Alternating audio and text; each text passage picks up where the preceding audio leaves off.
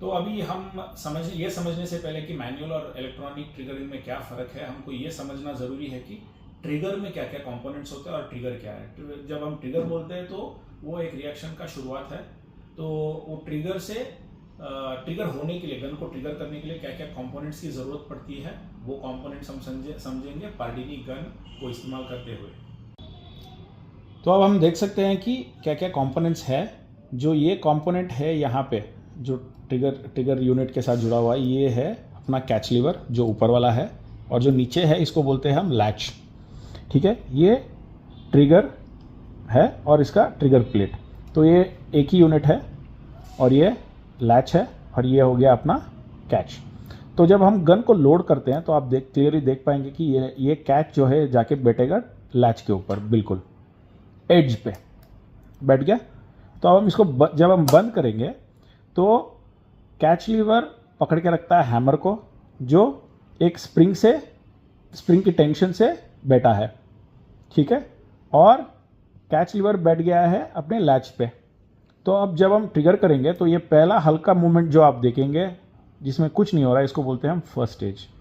और जब trigger plate जाके लैच को टच करने लगता है तो वो वहाँ से सेकेंड स्टेज चालू होती है। और जब हम उससे पार जाएंगे तो अपना कैच लीवर जो है वो स्लिप हो जाएगा लैच से और हैमर पिन को छोड़ देगा, जो जाके स्ट्राइक करेगा रेगुलेटर पे और उसकी हवा निकल के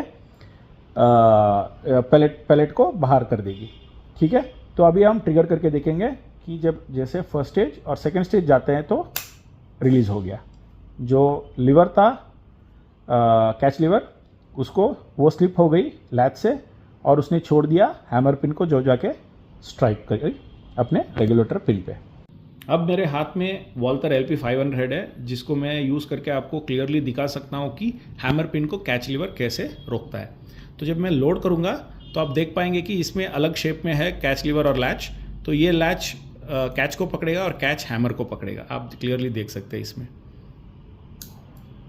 पकड़ लिया। जब मैं क्लोज करता हूँ रिलीज़ नहीं होगा। जब मैं ट्रिगर करूँगा तभी लैच कैच को छोड़ेगा और कैच हैमर को छोड़ेगा और गन फायर होगी।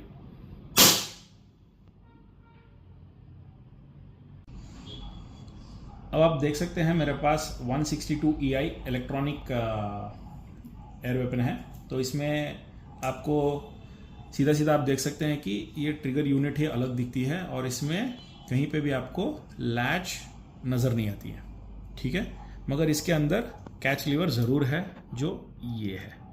ठीक है, तो जब आप मैं गन को लोड करूँगा तो ये कैच लीवर आप अच्छी तरह देख सकते हैं। तो कैच ने हैमर को पकड़ लिया है और जब मैं बंद करूँगा तो वहीं पर रहेगा।